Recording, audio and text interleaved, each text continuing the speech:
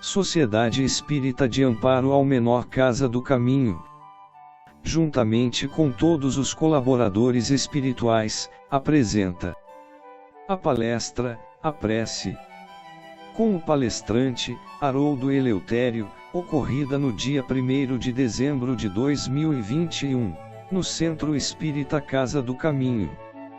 Amigo, você pode fazer a prece inicial.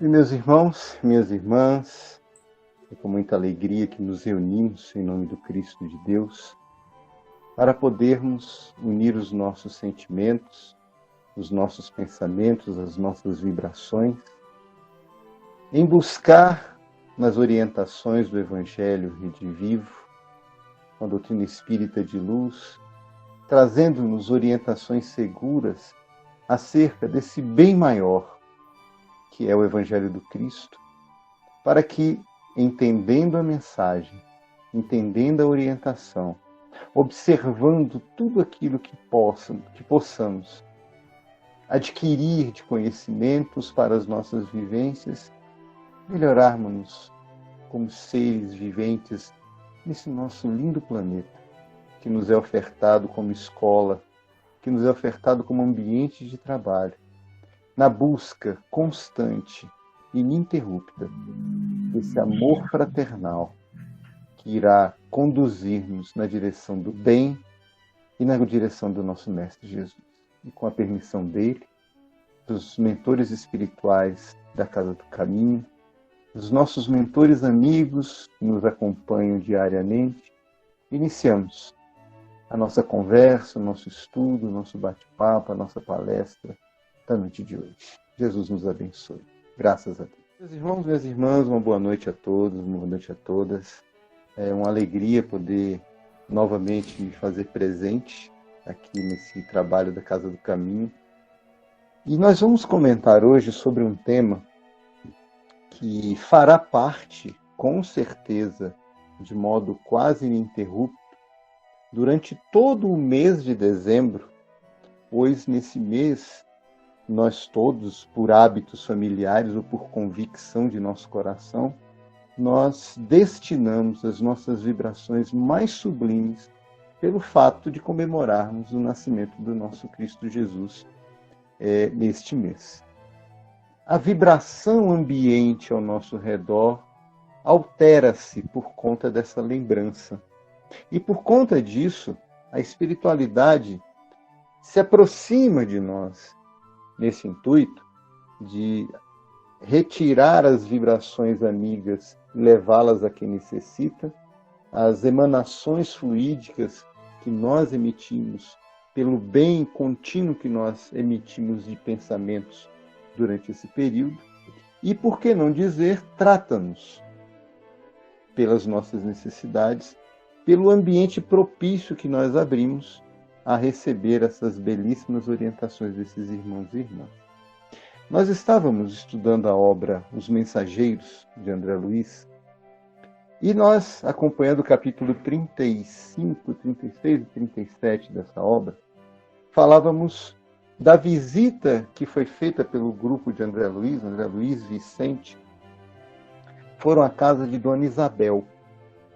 A Dona Isabel, uma viúva ainda muito jovem, que mantinha ou se esforçava muito por manter a harmonia da casa, com 5 filhos, uma já mais velha e outros 4 ainda jovens, pequenos, ainda crianças alguns. E Dona Isabel vivia uma situação diferenciada que vale a pena nós comentarmos.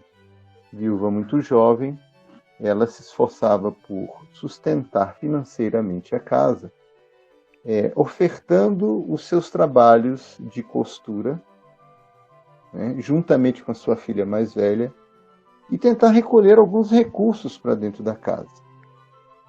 O seu esposo mantinha constantemente a sua presença permitida pela espiritualidade, auxiliando-a com as vibrações, com um abraço fraternal, com um carinho tanto paternal quanto de marido, para que ela não se enfraquecesse diante da tarefa que agora lhe visitava a vida. E nesse ínterim, esse grupo vai visitar esse ambiente porque a casa de Dona Isabel é considerada pela espiritualidade um ambiente promissor, sublime e harmonizado, da onde espíritos e caravanas espirituais partiam em auxílio a outros que necessitavam, e ao mesmo tempo espíritos em necessidade eram tratados ou encaminhados para tratamento daquele ambiente familiar.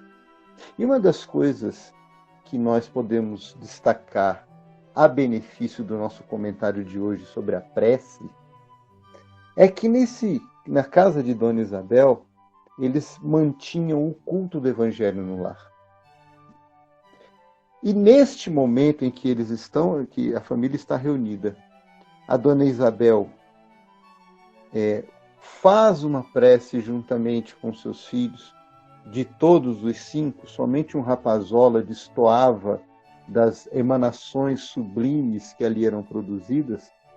Parecia, segundo a narrativa de André Luiz, que ele não havia partido daquele grupo de trabalho ligado ao nosso lar para a encarnação. Parecia ter ele sido oriundo ainda das regiões de muita dificuldade dentro do umbral. Havia ali reencarnado para um processo educativo mais intenso. A prece de Dona Isabel, sugerida pelo irmão Fábio, que era o orientador daquele trabalho, era envolta de vibrações as mais sublimes, que chegavam a invadir todo o ambiente familiar.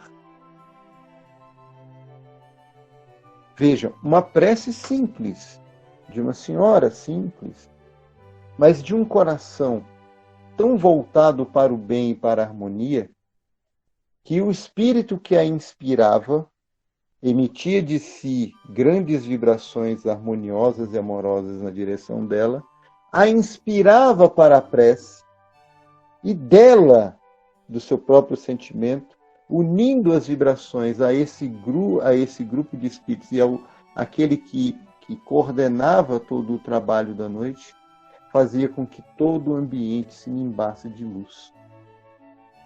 A prece, ela tem um claro objetivo, narrado por Jesus para nós, no Evangelho de Mateus, no capítulo 5 e 6, lá no Sermão do Monte. Jesus nos diz que quando nos recolhêssemos para orar, nós visitássemos o nosso ambiente interior, fôssemos para o nosso quarto, fechássemos a porta e em silêncio sozinhos orássemos ao Pai Celestial. E o Pai Celestial, desse modo, nos ouviria. Jesus tratava a prece de modo tão intenso e profundo que ele próprio ensinou aos apóstolos a maneira mais correta de orar. A prece, meus irmãos e minhas irmãs, visitando os lares sinceros e os corações sinceros, fará com que aquele indivíduo e aquele ambiente estejam voltados para as melhores vibrações possíveis. E o benefício desse ambiente será sentido por todos ali presentes. Eu trouxe, então, para que a gente pudesse refletir sobre isso, algumas passagens de textos espíritas que nos farão pensar sobre o quanto a prece é importante no caminho do nosso processo educativo espiritual, para compreender a mensagem do Cristo. Nós vamos partir para uma obra, para um texto de Humberto de Campos, intitulado Uma Trajetória de um Espírito, em que ele fala de o quanto um servidor, tentando entrar no grupo seleto dos trabalhadores do bem, se fez durante toda a sua existência, toda, integral, um ambiente de vida, de educação contínua. E a cada etapa vencida, ele recebia do Cristo um amparo fraternal, mas sempre dando a esse espírito que ainda estava nesse processo de educação condições para que ele fosse amparado por espíritos e mantivesse a força nessa busca e nessa compreensão de si mesmo. Ele entrou em choques terríveis com suas convicções. Antes, esforçado por estudar e compreender a mensagem, utilizou-a para convencer os outros de modo assodado, quis impor esses conhecimentos no sentido de transformar a humanidade o mais rápido possível, recebeu pedradas e açoites morais por causa dessa insistência e que ele próprio não conseguia viver na integralidade por ser ainda um espírito em processo educativo. Chorou amargamente todos os dissabores pelos quais passou, pelo fato de olhar para si mesmo e reconhecer-se um espírito que não tinha aquela condição plena que ele achava ter para continuar sentindo-se pleno servidor do Cristo. Até o momento que ele olha para si mesmo. E ao olhar para si mesmo, ele passa a reconhecer-se. E ao reconhecer-se, ele vê quem ele verdadeiramente é. E sabendo quem ele é, ele passa a dedicar, a partir daquele momento, dessa descoberta, tempo necessário no processo de renovação espiritual própria. Ele deixou de querer que os outros se transformassem e passou ele próprio a querer transformar-se. E isso trouxe a ele algo que ele ainda desconhecia em todo esse caminho: paz. Paz. A prece passou a ser uma companheira constante, principalmente naqueles momentos mais duros e mais difíceis, em que as dores da vida, em que as dificuldades impostas pelas próprias posturas dele de um passado não muito distante, o faziam-no alvo do ataque e de todas as possibilidades de menosprezo da sua forma de viver. A prece o sustentava porque, a partir daquele momento, ela não era mais um veículo de imposição, mas sim de autodescoberta. Do encontro dele com o Pai, como Jesus havia orientado lá no Sermão do Monte. Ele entrou na sua casa interna, no seu quarto, fechou a porta e, em silêncio, orou ao Pai. Em outra obra muito bonita, nós podemos reconhecer a prece como um grande veículo de auxílio. Nós vamos à obra Ave Cristo, na obra 50 anos depois, aonde Emmanuel, pela psicografia de Francisco Cândido Xavier, nos narra a história do espírito Célia, uma alma iluminada, uma sincera trabalhadora convertida ao caminho, já trabalhadora por causa de todo o esforço que fazia por domar as suas más inclinações, e vivia ainda uma situação que para a época era extrema. Ela era romana, filha de um nobre romano. Ela era neta de um dos grandes educadores romanos da época, chamado Quinéio Lúcio.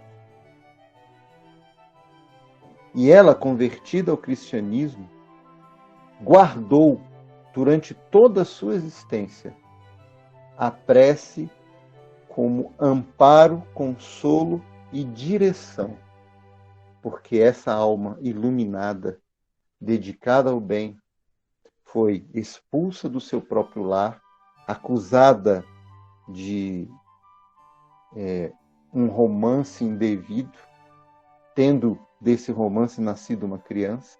Houve ali uma manipulação. Para quem quiser conhecer a obra, vai descobrir todo o desdobramento dessa história.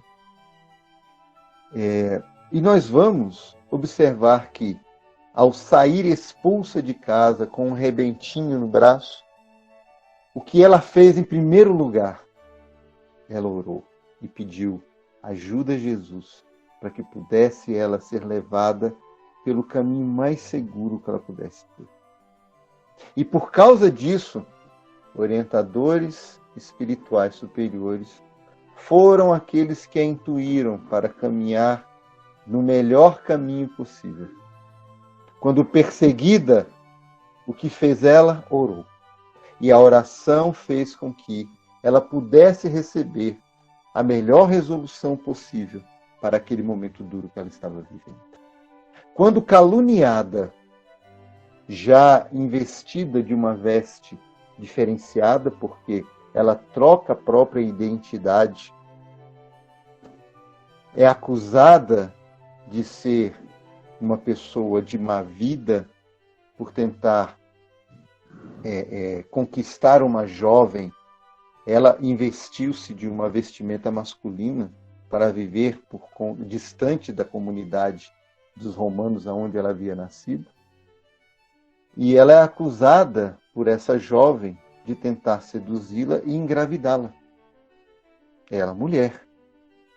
O que fez ela? Defendeu-se com o bem, não acusou a jovem. E orou a Deus e ao Cristo, para que pudesse ser justo tudo o que ela viesse a passar. Transformou-se no grande servidor do bem.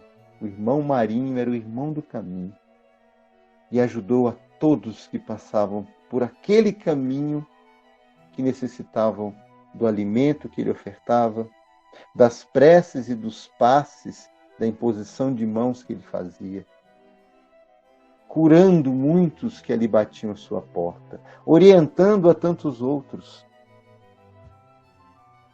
Esse espírito, ao desencarnar por conta dessa ligação profunda nas vibrações sublimes da prece contínua, sem abrir mão da sua tarefa diária a que ele se destinava, que ele tinha como responsabilidades, ao se ver ausente do corpo, varou os céus, como diz o poeta, e foi viver nas esferas superiores por méritos. Meus irmãos, minhas irmãs, nós vamos à obra de André Luiz e reconhecer que, para um espírito adoentado, em todas as suas dificuldades e sofrimentos, a prece é o único caminho que acalma e refrigera. O próprio André Luiz é a prova disso. O que o nosso irmão precisou passar durante quase 8 anos de dor, perseguição, sofrimento, de negação por conta da sua vivência materializada, voltada exclusivamente para as posses, para os bens, para o poder, para a influência. Desencarnado encontra a espiritualidade imortal.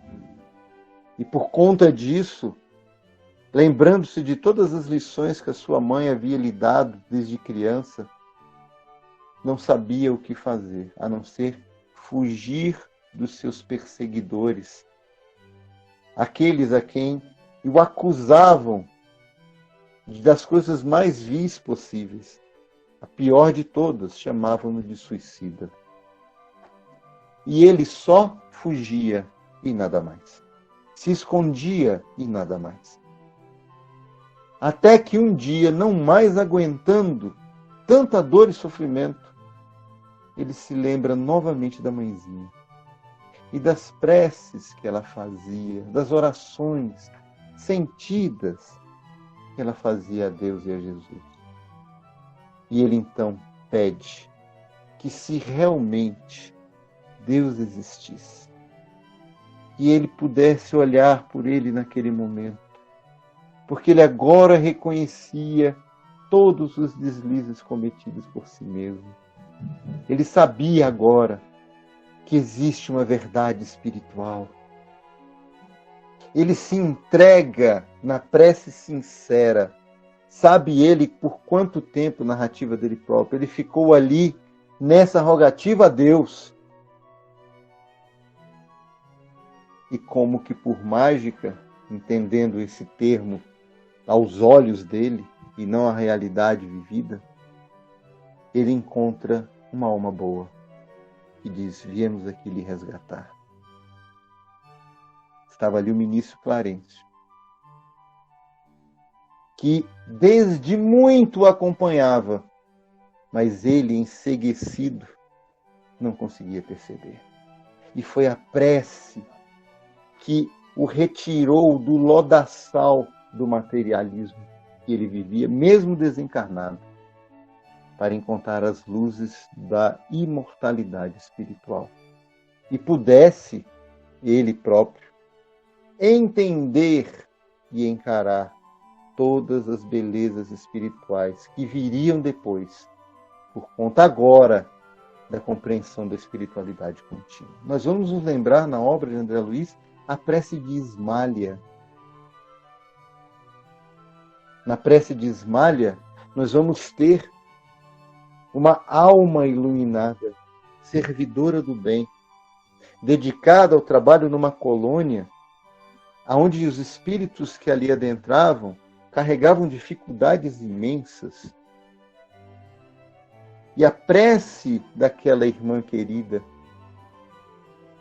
que emitia de si luzes imensas de amor ao próximo, acompanhada por diversas outras almas que tinham o mesmo sentimento que ela, infundia a almas em sofrimento energias novas, vivificantes, transformadoras. Todos os que a acompanhavam emitiam de si as nuances das suas vibrações. E ali, dentro de suas possibilidades, também auxiliavam a quem necessita. Nós vamos partir para a obra Paulo e Estevão. E nós vamos acompanhar o nosso Estevão, antes Gesiel, que adoentado recolhe em suas mãos as divinas lições de Jesus anotadas por Levi, bebe na fonte que lhe foi ofertada por Pedro, e ao terminar a leitura, ainda se recuperando das febres que o tomavam diariamente, disse a Pedro: encontrei o Messias. Aquele que eu tanto esperava já esteve no mundo. O que faço agora para servir a ele? Pedro o convida para o trabalho. Mas ele percebe ali, na casa do caminho, que as imposições do judaísmo imperavam e a mensagem sublime do Mestre não chegava aos corações ali internados, porque havia um temor da casa ser fechada pela imposição do pensamento judaico que imperava no ambiente. O que fez Gesiel? Como levar a mensagem do Cristo sem viver o que ele próprio viveu? Ele então, durante as noites, reunia as pessoas adoentadas e comentava passagens da vida de Jesus. E ao final, o que Gesiel fazia? Orava. Orava de tal modo, com tal sentimento, que começou, pelas bênçãos do alto e pelo merecimento do seu trabalho, a ofertar as suas mãos para que Jesus operasse naqueles corações em sofrimento. E curas começaram a surgir pelas mãos amigas de Gesiel, que ao orar entregava o seu coração ao Cristo. Meus irmãos, minhas irmãs, a eficácia da prece está diretamente ligada, como Kardec comenta no Evangelho segundo o Espiritismo, no sentimento que se coloca dentro de todo esse aspecto novo que surge para aquele que descobre a ligação direta com o Pai. A intensidade e a eficácia dessa nova modalidade de relação com o alto, porque colocamos como nova? Porque para nós, em muitas situações, a prece ainda se torna um ambiente, uma forma mecânica de nos relacionarmos com Deus. Eu me lembro muito bem dos meus pequeninos, ainda pequenos, agora já estão adultos, quando nos recolhíamos à noite para dormirmos, nós sempre íamos para o quarto deles para fazermos a prece antes do sono. E às vezes, cansados do dia da escola, nós sempre oportunizamos a eles a prece. As preces não eram feitas somente por nós, né? Por mim e pela minha esposa. Nós sempre oportunizamos a eles esse momento de contato com Deus, do coraçãozinho deles. E o meu filho, algumas vezes, durante a prece, sonolento, dizia assim: papai, posso fazer o Pai Nosso? Pode, meu filho. Mas por que você quer fazer o Pai Nosso? Porque eu estou com sono. Ele fazia o Pai Nosso e dali mesmo, terminando o Pai Nosso, o sono já havia chegado e ele já estava dormindo.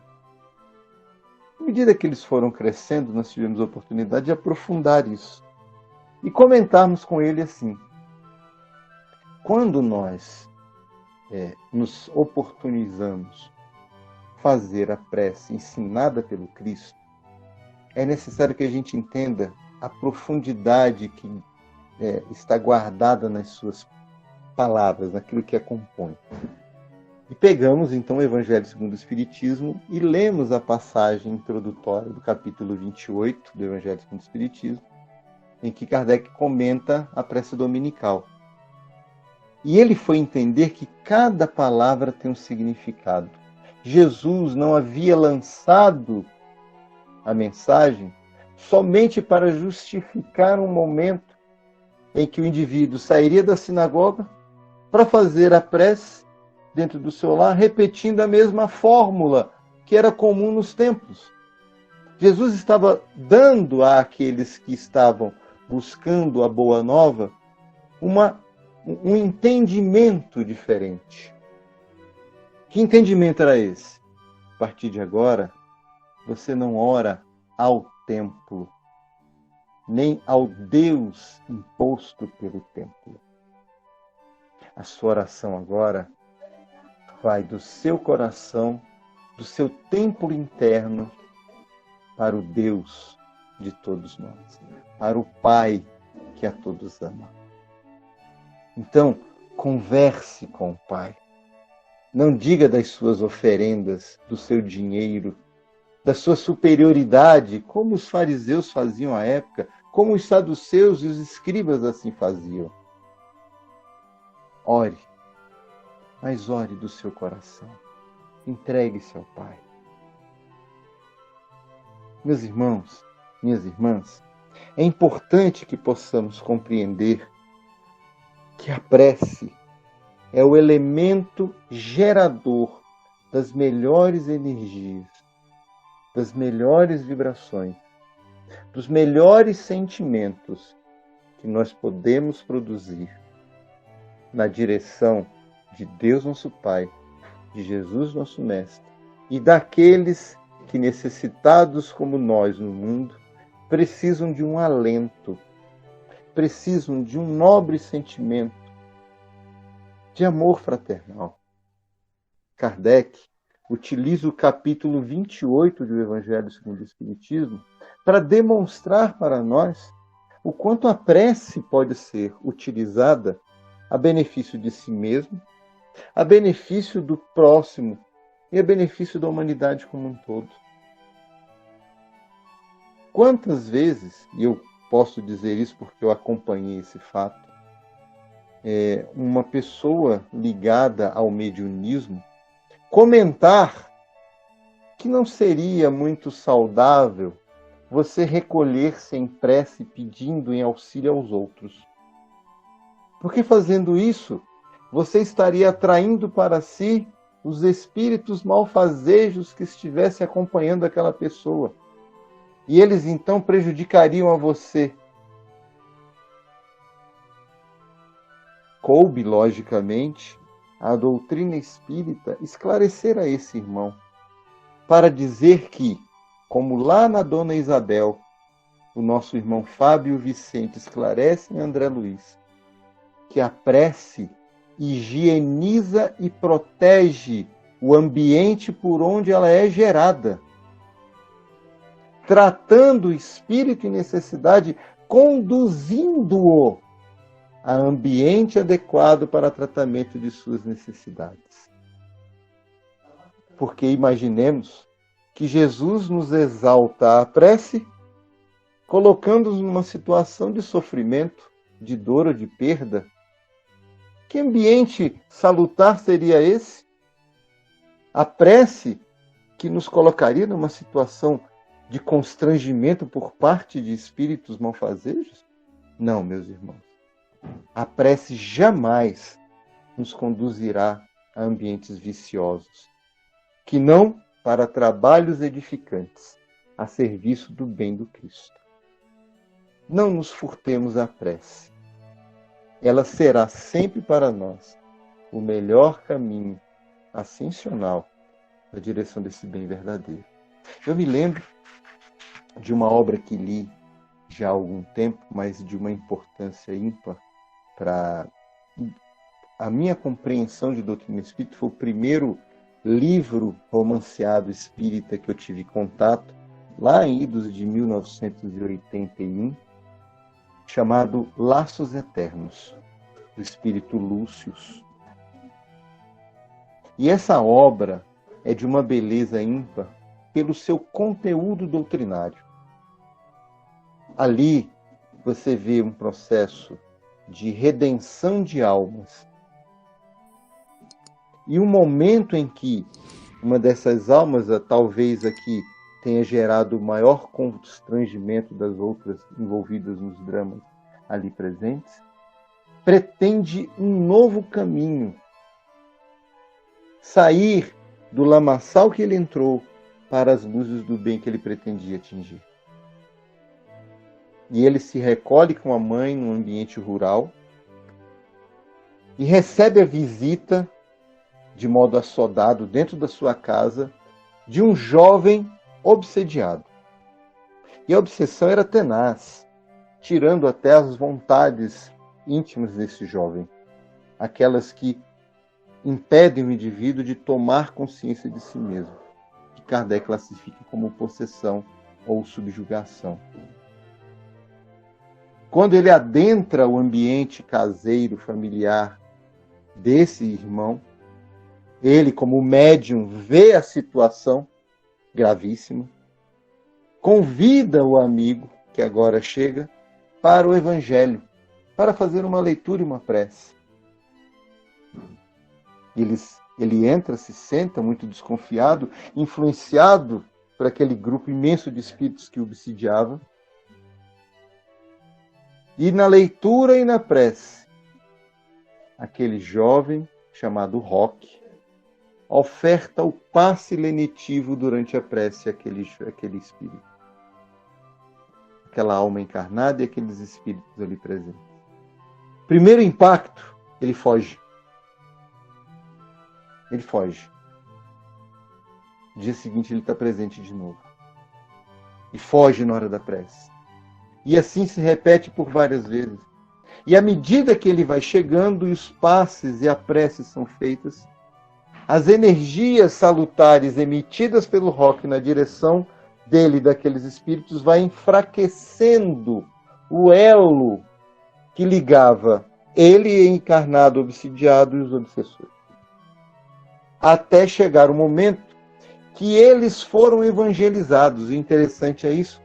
Os espíritos que o perseguiam, na verdade, eram aqueles que cobravam as dívidas morais de vidas anteriores, não foram expulsos, mas foram evangelizados. E não mais se tornaram perseguidores. futuramente se transformar em trabalhadores do Cristo. É o benefício, a eficácia da prece. Nós, por muitas vezes, fomos prova real de todos esses desdobramentos da prece, porque foi esse trabalho da prece contínua dos nossos pais e, ao mesmo tempo, o tratamento espiritual no centro espírita, pelas preces e pelo passe que recebia continuamente aqui no André Luiz, que eu consegui tratar um processo obsessivo severo do qual eu fazia parte e que me levou para compreender. E isso para nós foi uma descoberta, que é o amor, o trabalho que redime a alma. Nada mais consegue fazer isso. Amor e trabalho. E aliado a isso, a prece amiga. Meus irmãos, minhas irmãs, entendamos, nós não estamos em ambiente que vá nos fazer perder nosso tempo na oração. Os próprios Espíritos nos orientam que nós dediquemos para a prece o tempo que nos sobra, o momento em que nós nos recolhemos para o nosso descanso. Ou quando nós estamos envoltos naquelas durezas da vida. Emmanuel, me lembra um texto muito lindo, em que o Emmanuel convida o Chico para fazer uma visita num ambiente que ele chama de a casa do pai. Por que isso? O Chico adoentou-se ali em idos de 1950 e foi diagnosticado com tuberculose. Àquela época, a tuberculose era morte certa. O Chico, certo de que não escaparia, entregou-se para um novo momento da vida. Ele iria desencarnar. O Emmanuel, então, se apresenta para ele e diz o seguinte: meu filho, se você desencarnar agora, você chegará aqui como um homem de bem, por tudo que nós já fizemos nesses anos de trabalho. No entanto, temos um compromisso maior perante a providência divina. O nosso trabalho foi avalizado por muitas almas. E não é o momento de nos entregarmos. E aí Emmanuel traz as lições sublimes relacionadas à prece, quando ele diz: a tristeza é veneno para o coração. O ódio é veneno para o fígado. A raiva adoece o estômago. Vou levar você para a casa do Pai, para que você reconheça a grandeza de Deus em nossas vidas. E no dia seguinte, ele leva o Chico para a mata. E lá apresentam, olha, as belezas que Deus nos oferta. Não se entregue, meu filho. Ore. A oração que você venha fazer será elo importante para o seu tratamento. E confie nos médicos. E assim ele fez. Todos os dias, o Chico se recolhia em prece, pedindo por si mesmo, naquele momento de grande dificuldade. E abria o campo para que os bons espíritos o auxiliassem, tratassem-no complementarmente ao tratamento que ele fazia com a medicina tradicional. E 6 meses depois, ele estava curado. Nós temos a história do nosso querido Jerônimo Mendonça, que também, no momento difícil de sua existência, via-se prestes ao desencarne e disse: eu quero ver o Chico. O médico indica: você não deve ir, sua hemorragia está muito severa. Uma viagem dessa pode levá-lo ao desencarne, à morte. Ele falou: não, mas eu quero ver o Chico. Os amigos então se reúnem, colocam-no no carro e de tempos em tempos tinham que parar o veículo para trocar os lençóis que ficavam rubros de sangue. Chegando no grupo espírita da prece, o Chico não estava em atendimento, fazendo visitas a lares. Ele então é posto com sua cama ali no chão do centro. E o Chico chega, encontra e fala: mas olha, Jerônimo, parece uma rosa linda envolta nesse vermelho maravilhoso. Ele estava se esvaindo em sangue. E ele disse: meu irmão, estou a morrer. E o Chico disse: é mesmo? Quando é que você deixará de manter-se nesse ar de coitado, esperando que Deus entenda que você é um pobre coitado do mundo e esquece de trabalhar, Jerônimo? E ele ficou assustado com a fala do Chico. Ele disse: meu irmão, a espiritualidade sempre nos assiste, sempre nos orienta, sempre nos ajuda, mas nós temos que dar a nossa contribuição. Você quer ajuda, Jerônimo?